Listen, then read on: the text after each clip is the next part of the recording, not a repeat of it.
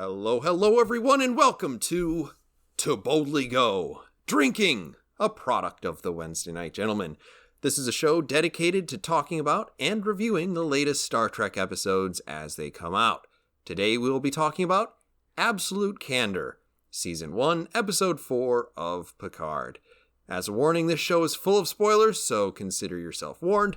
I'm your host, Tactic Angel, and with me is Midget Radio, my murderous socialist friend. Hello. Hello, Midget Radio. How are you today? Doing well, Tactic Angel. How are you? I'm all right, man. I'm okay. Good to hear. If you ask me 2 or 3 more times, I'll probably be bad. Really? It gets worse the more I ask you? I'm all right. I'm okay. I feel like the next one's I'm fine. And then it's like, That's when I get closer and closer to the truth. And yeah. That's... Anyway. Yeah. As the title might imply, we are talking about Star Trek, and we're doing it while we drink. Midget Radio, what do you have today? I'm drinking another kilt lifter, Tactic Angel. Amazing and unpredictable. How about you, sir? I am drinking a whiskey called Number 9. Ooh. It is Iowa whiskey. I like it. And as I look at the back, it is created by the band Slipknot. Jesus Christ. All right. Is it as good as their music? I would say it's better. I would give this a 7 of 9. Okay. What a solid rating. It's pretty good. It has an interesting, like, a sweetness to it. It's got a little bit of rye. Okay, nice. A lot of rye and corn. Maybe a little bit of like okay, caramel flavor in there somewhere. Interesting. Yeah, I mean it'll get the job done. 45% alcohol. Good. So good number. Ever so slightly more effective than normal. So anyway, we're talking about Star Trek, right? Oh yeah. Midget Radio, we're talking about Absolute Candor. Yes. Episode 4 of Picard. What say you? Tactic Angel, most of my approach to Star Trek Picard has been, am I pissed off? And every episode so far, I've been happy about the fact that I have not been pissed off, and that continues through this episode. Okay. I'm going to be real honest and say that my initial thoughts about this was, holy fuck, stop wasting my time. Okay. And it kind of moved into, the more I think about it, just a low-level hatred. Okay. Okay. I don't like this episode. We will have to explore that. Okay. Well, we got plenty of time because we never managed to do this in a half an hour. Oh, shit. So, 14 years ago, another fucking flashback. The Romulans have already relocated some of their people to a planet they call the Mandalorian planet. Picard is bringing human books to some Romulan child, and this Picard is actually very okay with children. Yeah, kind of, yeah. He plays with the kid. He fences. This one kid, yeah, this one kid. Yeah. He reads the guy a book. He's like super worried about his future and so on. Whatever. Yeah. So anyway, it's nearly 3 fucking hours into this plot, and we're finally in space. Yeah.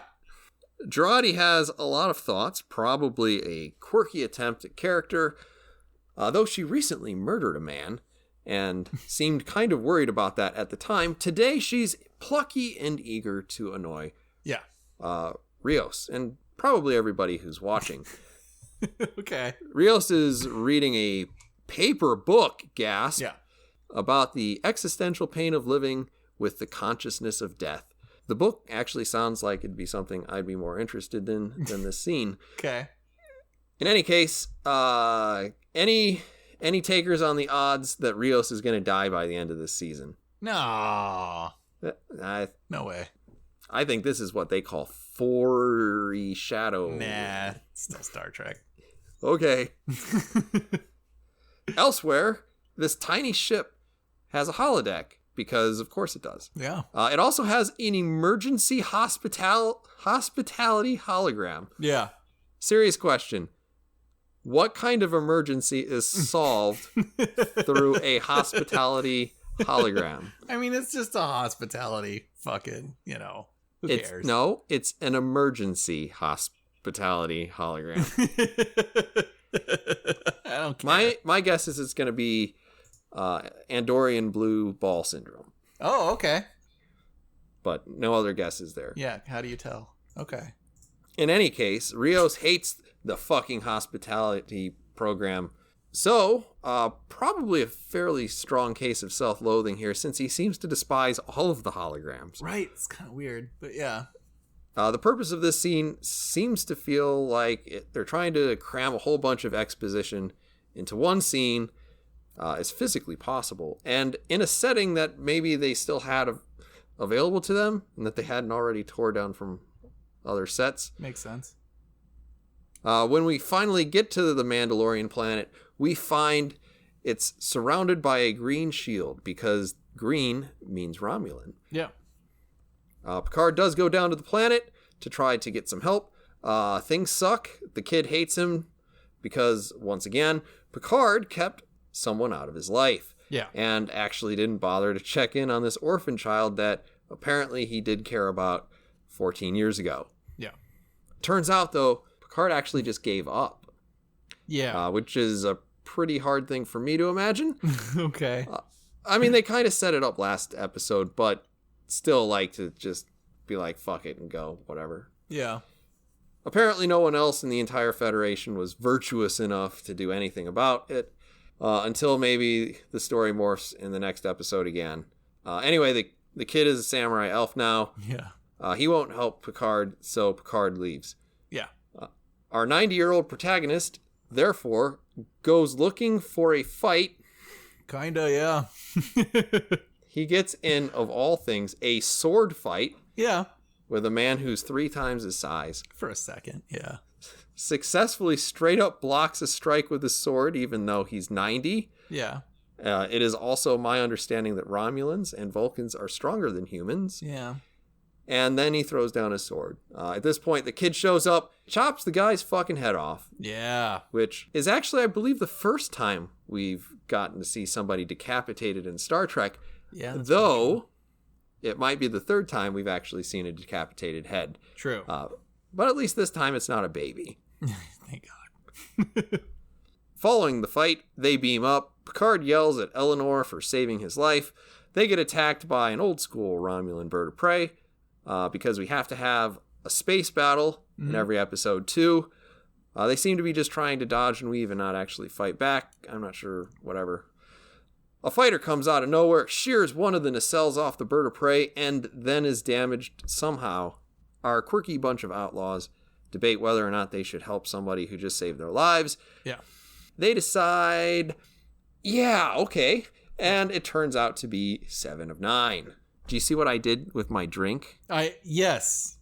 I feel like yes. Yeah. I have been waiting for this. I mean, I caught on to that. Yeah. So anyway, can you finish us out on how things are going on the Borg Cube? Because all I know is that I lost a lot of interest by the time that I was writing anything down about this. Yeah. I can tell you a few things. Okay. They do fucking nothing about the Hugh angle. Yeah. They run around on a slip and slide. Oh, yeah. And Cersei and Jaime toy with each other in bed because she's impatient and wants to do pain and violence. Yeah. Yeah, that relationship is kind of weird. Have fun. Tell me more. That's it. I don't know. I don't fucking know past that. Okay.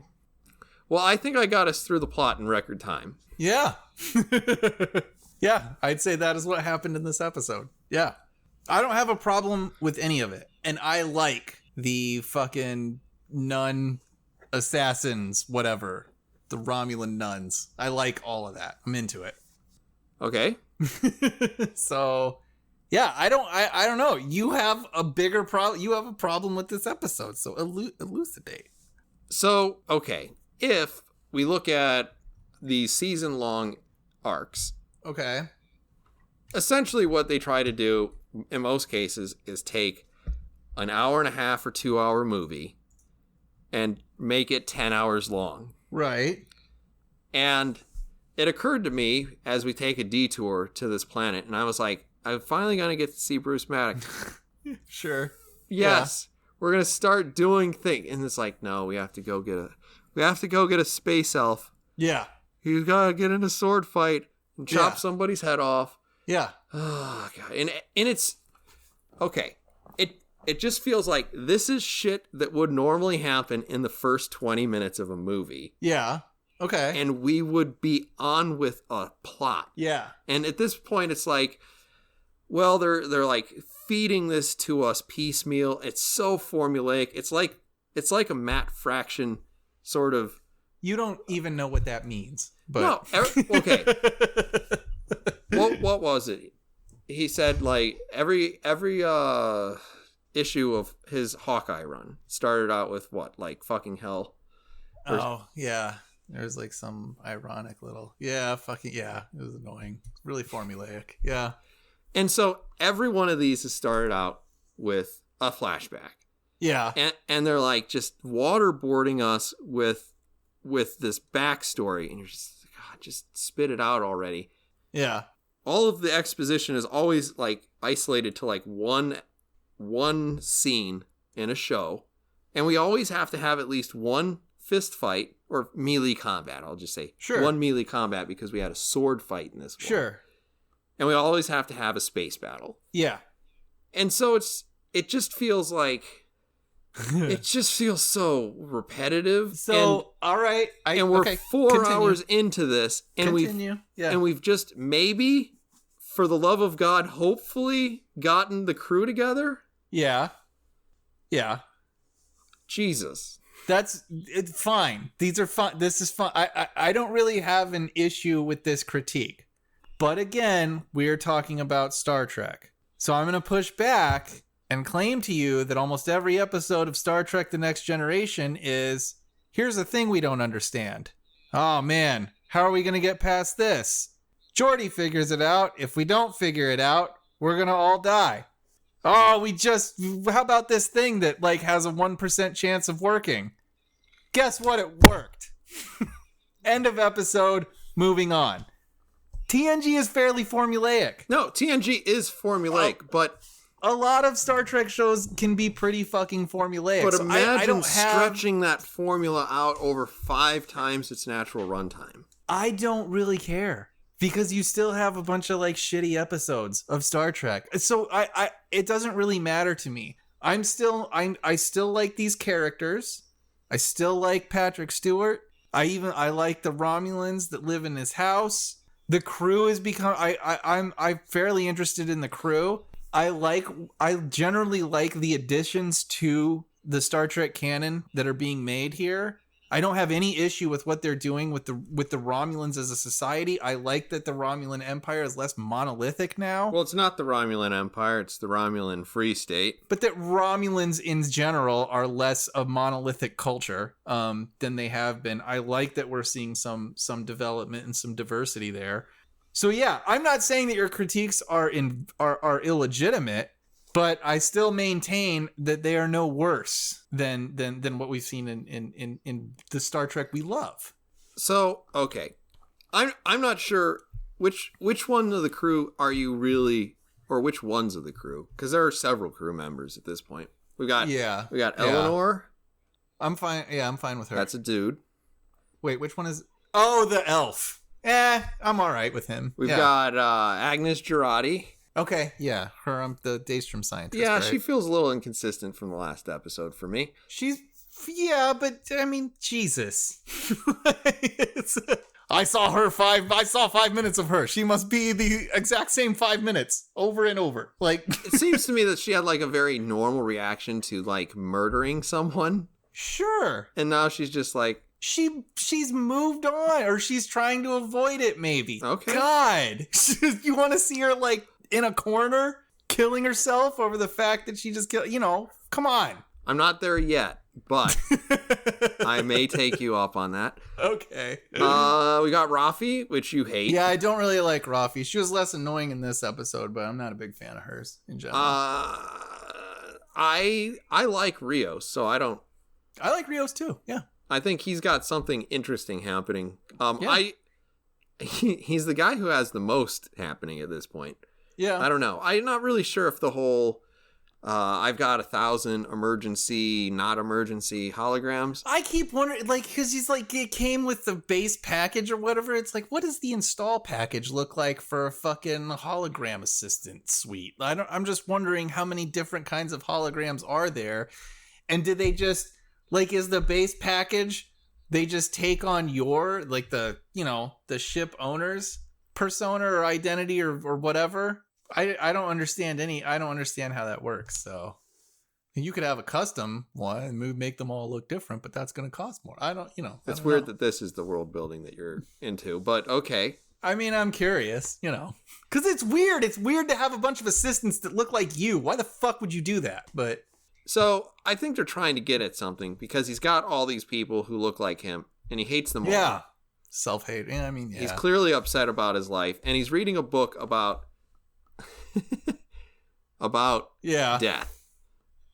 So he's got something going on. And his little skip has nothing but Klingon opera. Yeah. Which yeah.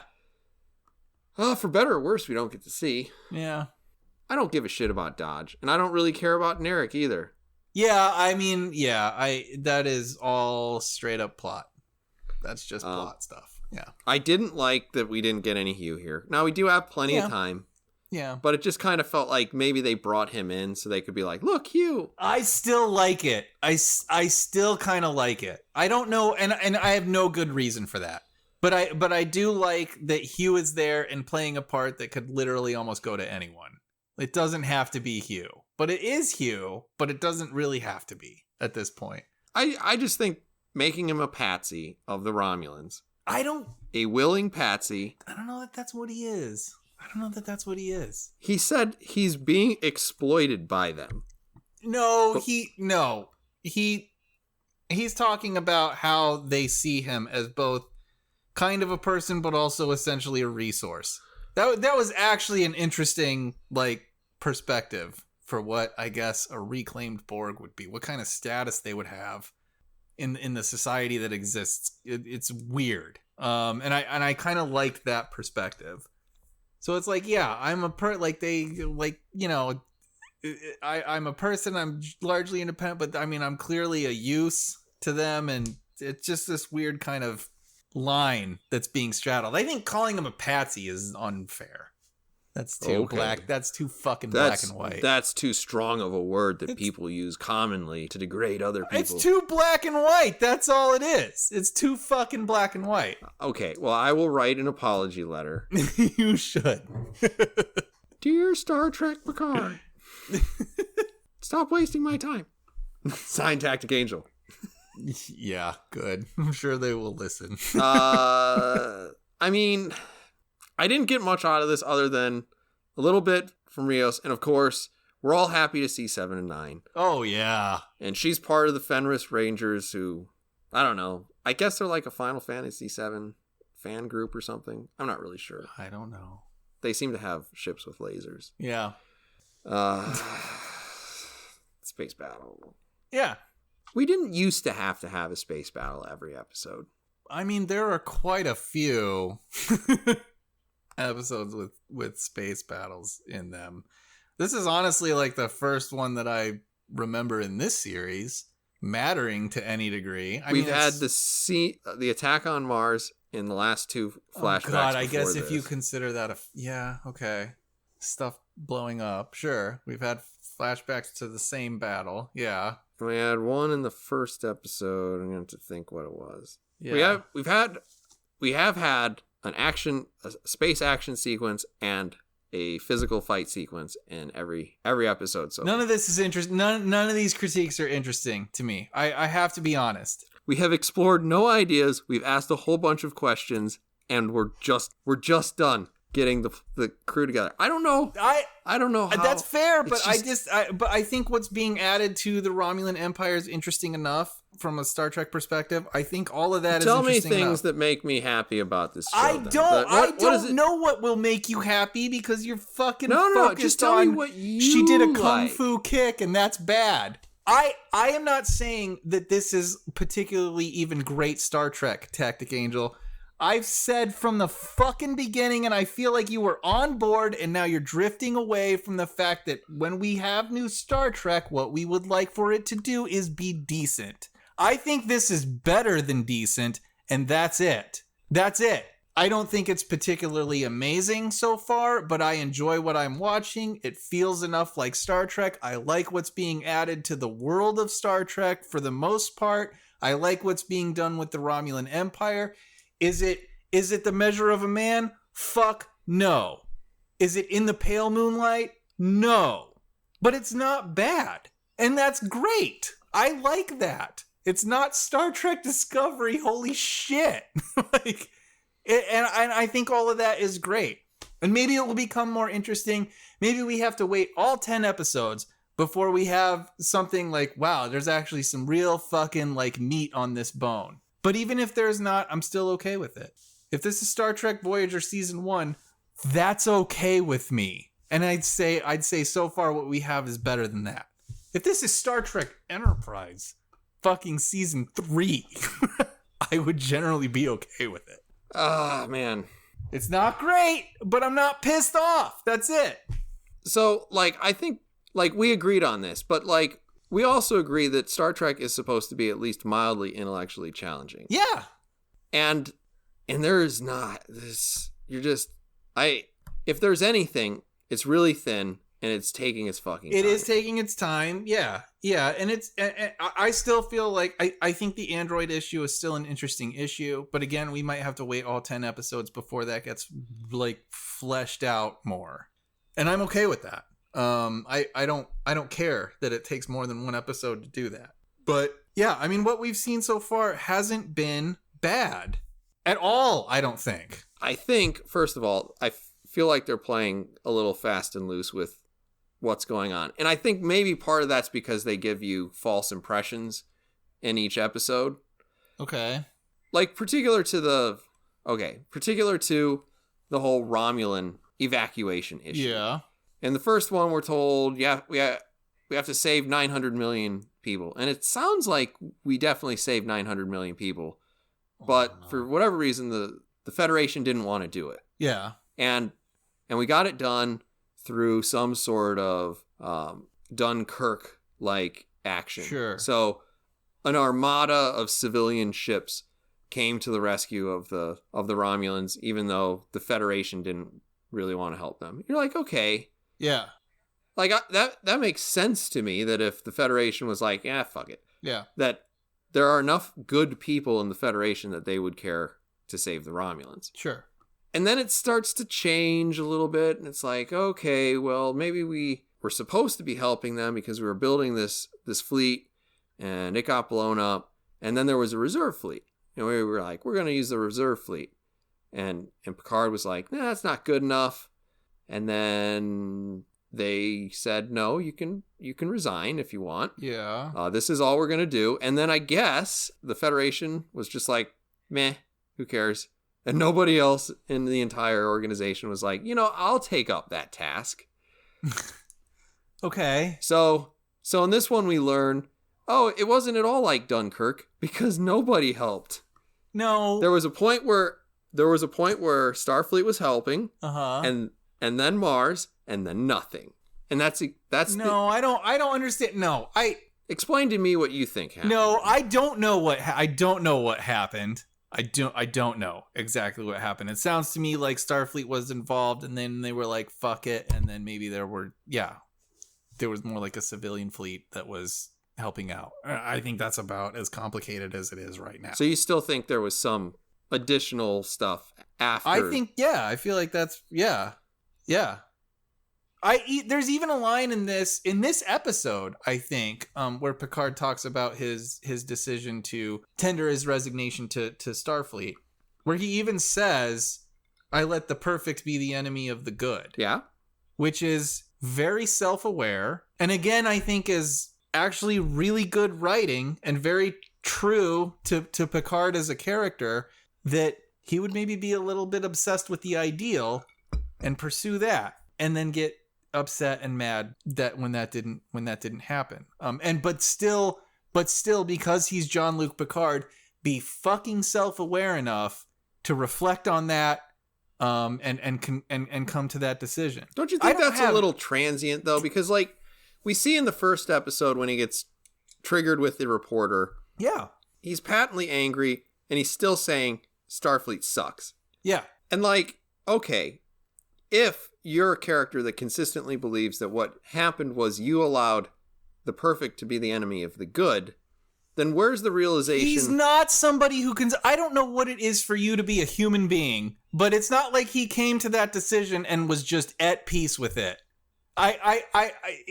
He's clearly a conflicted man. And yeah, and I think he was ambushed in that interview.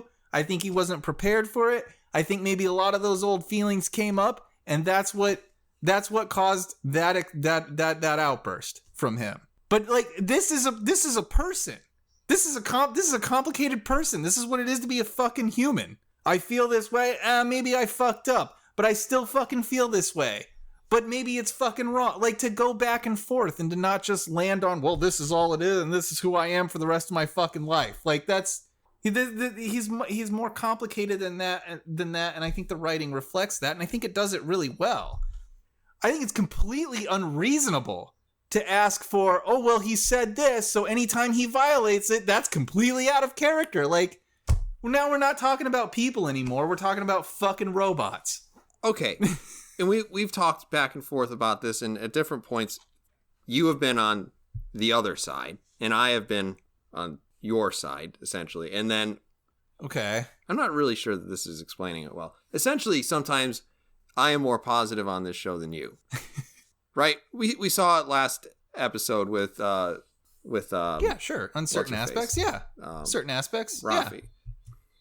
Rafi, for sure. Yeah, which I'm fascinated by. It's very interesting to me that you are more sympathetic to her than I am. So when we're looking at this, what I see is like we have a Picard who's like super interested in the well-being of this kid. Not interested enough to take him back to his plantation where he has 100,000 acres of whatever and Romulan servants who will help raise the kid. Not that interested, but yeah, interested enough that he thinks that the government should take care of him in some capacity. No. But then he just completely ignores the kid for 14 years. Because he's like, meh, I can't get my fleet. Meh. And we have a guy who... Yeah.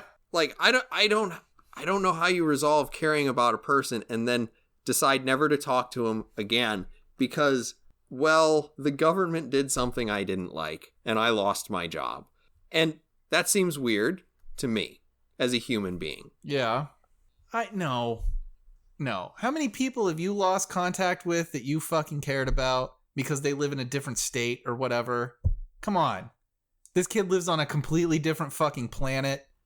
That's not out of bounds to me. And what did he do with this kid? Like, he fenced with them. He had this relate, but the kid was obviously being cared for by these fucking nuns. The kid was safe. The kid was fine. He was mad. He's worlds away. Maybe he feels like a fucking failure. None of this is incomprehensible. Okay. Would be my argument. It's not incomprehensible. I mean, we can have different opinions on this, but I see like the beginning of this episode and then the whole I never talk to this kid again thing as weird. More so the beginning of the episode than the latter part where he never talked to the kid again, because Jean-Luc, like, even when they show the banner with like Captain's Day or whatever, I can't imagine he kept that. That had to be somebody else. Yeah, I don't know. I wouldn't be surprised. Yeah, I wouldn't be surprised if that was fucking Troy or somebody. Like, yeah. But I don't... like, he hates this. He's going to hate this. That's why I'm going to hold on to it. Like... Oh, yeah. That would be a fun reason to. Yeah. And then, like, if he's so self-aware, I feel like he wouldn't be as eager to blame the Federation, and, you know, opinions may vary there. Yeah, I don't think being he's not a perfect person. He's not a perfect human being. He is flawed. Okay. So he can do things that are fucked up, reflect, maybe that was a little fucked up, and then, just like a human, commit some of the same goddamn mistakes again. That's how people are. I don't think that's unfair. Yeah. This godlike ideal that we hold Jean-Luc Picard to is fucking bullshit, I'm going to say, Tactic Angel. I'm not even saying godlike ideal. I'm saying he doesn't live up to even the somewhat distant and uninterested level of connection that I have to other people. I don't care. He's not a measure against you. Like, what I'm saying is, it's pretty easy to walk over the bar of Tactic Angel social interaction. I suppose. And this guy tripped on it. Yeah, I don't know that I don't. I don't know. Maybe we're overselling the relationship that he had with this kid in the first place. I mean, Jesus Christ. The expectation, like, wow, the fact that he didn't, like, bring the kid back to his fucking plantation and just raise him there, that speaks ill of him. That's fucking ridiculous. That is ridiculous. It's a totally unfair expectation. Well, I guess if you care for a kid and then don't raise him yourself, apparently you don't care for the fucking kid. That's fucking bullshit. That makes no sense. It's a totally unfair standard to hold him to. It's ridiculous. He can like this kid. He can develop some kind of relationship for this kid. Leave him in the care of these nuns. And then, shit didn't work out. He's worlds away. I don't know. I feel like shit because it didn't work out. I don't want to have to show up to this planet again and tell them that I fucking failed. I don't want to have to do that. And apparently that means that I don't care about anyone on this planet. That's fucking ridiculous. It's not a reasonable standard, Tactic Angel. I'm learning things about you all the time, Midget Radio. Yeah, no, I know. Everybody fights for the fucking ideal all the time, 100% of the day.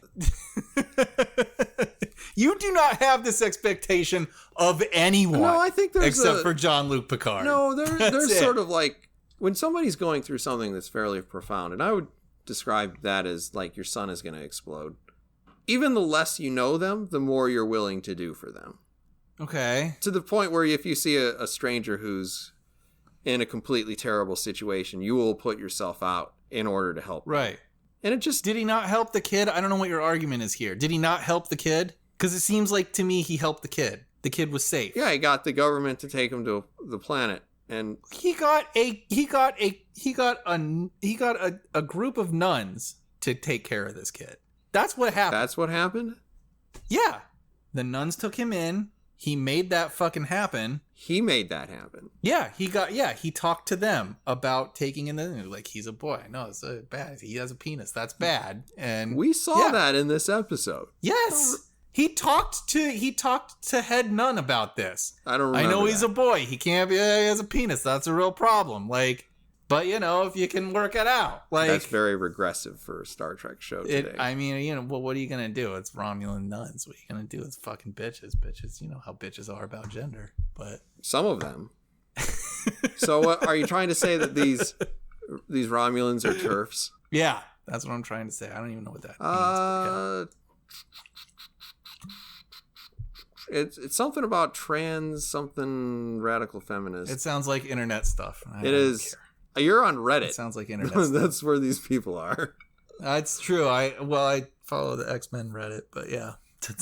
That's probably where these people are. They're generally more positive than the comic book resources X-Men people who are extraordinarily concerned with race and gender. And, did you know sexual preference. That they're going to cancel the X-Men? I did. It's also a real problem that in the New Mutants movie, Sunspot is not dark enough. I guess neither is Danny, apparently. They don't have the correct skin tone, according to X-Men fans on comic book resources. Holy fuck, do I not care. I mean, what are you going to do? They don't have the right hex value on their fucking skin, apparently. Mm-hmm. Anyway. Yes. Sure. Yeah. I'd like to see those arguments. Pigment is a direct relationship to the worth of you as an individual. It basically is as to whether or not you should be cast in this part. I didn't really like the whole Jean-Luc Picard picking a fight. Seems like a stupid idea. Yeah, I mean, I wasn't sure what to make of all of that. It reminded me of the shit that you see literally on Twitter, where people tell ridiculous stories that clearly never happened. It's like, somebody got on the bus today and they did something like crazy racist to this person next to them. Yeah. And nobody did anything. But I did that thing. Yeah. And then everybody clapped. Sure. Yeah. And it just felt like a Twitter power fantasy. It was weird to me because it seemed like suicidal, like almost like a death wish a little bit to me. Death wish? You mean like last episode? Yeah, I mean a little bit, because he was like, fuck your sign, and then he walks in and doesn't understand why he's not getting service. and then yeah, he's offered a sword, he rejects the sword, he blocks one fucking sword strike and then throws the sword on the ground. It's like, what is happening here? I don't understand that. I really didn't understand that, because that seemed like that part. I was like, I sort of get what he wants here, but it does seem a little dramatic, I would say, for Jean-Luc Picard. It seems stupid. And I see a lot of this as the fact that he's fucking old. I feel like his age is playing into a lot of the decisions that he's making. And I'm fine with that. I actually like it. That he's become maybe a little bit weaker. He's not the ideological paragon that apparently we all fucking want him to be. And that he's not this like pillar of rationality is fine with me. But I still, even in that scene, it still seemed a little like far-fetched, because it's like, why are you fucking doing this right now? You feel like, right, the kid rejects you. He doesn't want to go on this fucking quest or whatever. Maybe you feel a little defeated. Maybe you feel like a failure, and there's a little bit of a, I don't know, I'm gonna stand up for the right thing right here, piss on your sign, and get into a fight because of it, and maybe I die. And it's like, well, what the fuck, Jean-Luc? You have this whole other goddamn mission that you're supposed to be going on. You dragged all these other fucking people into. What the hell is this? I also found that dude's beef was like really dumb and really inconsistent from line to line. And where Rafi's, I believe, insane, this guy doesn't appear to be insane. Sure, yeah, sure. He stands up and he was like,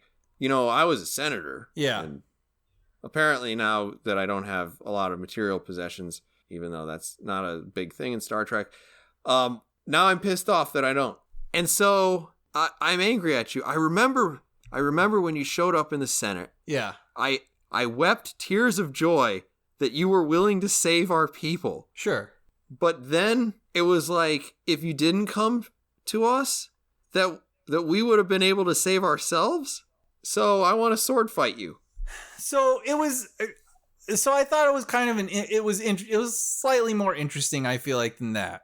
Okay. Because he feels like the impression I represent it fairly. The impression I got was that he felt like Starfleet wanted the Romulans to suckle at the teat of the Federation. He feels like that's what the Federation was trying to do. Convince the Romulans that they were weak and in need and dependent on the Federation. Then why was he crying tears of joy? Well, I think because maybe that's what he was wrapped up in that point. This guy's he's like, I'm okay with that, because he said he was a senator, so he's clearly a fucking politician.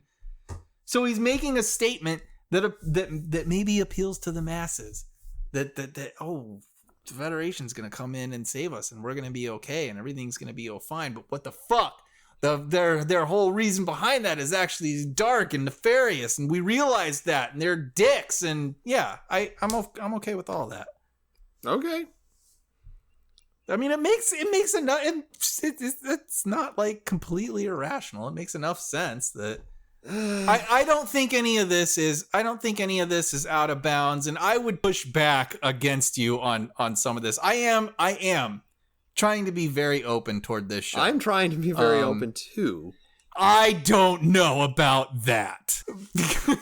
I think there's a lot of, this is new Star Trek. These are characters I know. They don't conform exactly to my expectations, and now I'm mad. I think there's a shitload of that going on when people watch this show, and I think that's fair. I think that's a totally fair fucking... You can't accuse the other side of being like, well, you're being really nice and being open, and not also simultaneously recognize that you have a certain expectation of Star Trek, and it's being violated, and that's the problem. No, I'm okay with both the assertion that I'm not being intellectually challenged by this show at all. Yeah. And B, it's essentially a movie plot that is just stringing us along. Yeah. And both of those are reasonable criticisms. If you give me this much time... They're reasonable enough. I think enough is being done with the character that the whole, like, pace of this is bull... I don't care. If this isn't your pace, then fine. But I don't think it's not like nothing is happening. I don't think it's as simple as we're just being strung along. There's enough going on, I think, with Picard. I think there's at least a little bit of character development in some of the ancillary characters, the crew, and all of that it's interesting enough, and I like it. I like what's going on. I like Rios. Generally enough. So I think to just throw all of that aside and be like, well, fuck it, they're just stringing us along to fucking fill 10 episodes. That's bullshit. Like, but like you don't, motherfucker. You can throw out so much of the chaff here. I think you could have easily accomplished everything that you've accomplished in the first 4 episodes easily in 2. I guess. Maybe. I don't know how to measure that, really. Because I don't have an issue with any of these episodes so far. I don't know. You forgot entirely about the slip and slide. What are you going to do? I don't care. It's not memorable enough. But that's fine. But this is still what are we comparing this to? Citizen Kane? Like, what the fuck? Like, it's Star Trek. There's some bullshit. There is some bullshit. That's fine. So far, there's been a lot of it. There's been 4 episodes of the first season. Do you remember the first season of Star Trek: The Next Generation? I remember the beautiful jellyfish. I don't know what we're fucking comparing this to. But again, this is a show that exists as part of a franchise that is decades old now. I honestly think that we're not getting the cream of the Star Trek franchise is not bad, and it shouldn't be something that this show has to adhere to. It's not a reasonable expectation. Oh, I know. It's not. It's fucking not. After the Xindi, you son of a bitch. After 20-something episodes of the Xindi, you fucking bastard. This doesn't compare. This is not nearly as bad. If we were talking about the Xindi back when it was on the air, I would have told you I was tired of the plot too. I would have been pissed off too. But I get it. I would have been angry too, and it would have been annoying. Reactions within some realm of physical. But it's not. But it's not like, oh my god, it's not Star Trek at all. I'm so angry at Star Trek. And Jesus Christ, we look back on Enterprise now, and it's like, it's shit. Whatever. It's still Star Trek. But it's shit. But it's still Star Trek. That's okay. You gotta ask the important questions, Midget Radio. No, you don't. Well, maybe part of it is that I'm just thankful that this is not Star Trek Discovery. Is Data a human? Should we kill a whole bunch of Romulans in order to bring them into the war? Yeah. Is it wrong to bang the ghost that banged my grandmother? Wait, what? All of these are questions, and I'm not getting my questions. No, I that's fair. I mean, I do think that I do think that angle is fair. And I think what's frustrating about that is that this series is, I think, has at least hinted at the android issue, but hasn't done much with it. I think that's a fair critique, and I do hope they address it. And if it takes 10 episodes of this to get to what was essentially accomplished in like one episode of, The Measure of a Man, then fine. I'm fine with that. That's a net positive. I think a lot of what you're reacting to is I like this character, and maybe I'm afraid of what it is not to like this character. And B, fuck you. No, it's not that. It's not. For the love of God, at least it's not Michael Burnham. Yes, that is a huge portion of it. That's a huge portion of it. But again, I would point to every fucking Star Trek fan who has a problem with this series. It is also not nearly as bad as season 3 of Enterprise. A large and enormous chunk of Star Trek Voyager. It's not as bad as a lot of that stuff. It's not as bad as season, 1, 2 of Star Trek The Next Generation. It's not as bad as a number of episodes of the original series. At least we get through those plots pretty quick. But when you look at it and you're like, it's still 20 episodes of bullshit, that's worse to me, I think. That is worse. Just volume-wise. That's 20 hours of I don't give a fuck versus 10 hours of I don't really like this. But I think people are usually a little too hard on season 1. There's at least 20 hours in probably each iteration of Star Trek that is awful. Yeah, I just don't want it to be front-loaded. I can dislike. This isn't awful though. This doesn't rate into awful character. This doesn't. I can rate dislike awful. An episode. You can dislike. That's fine. That's all I said.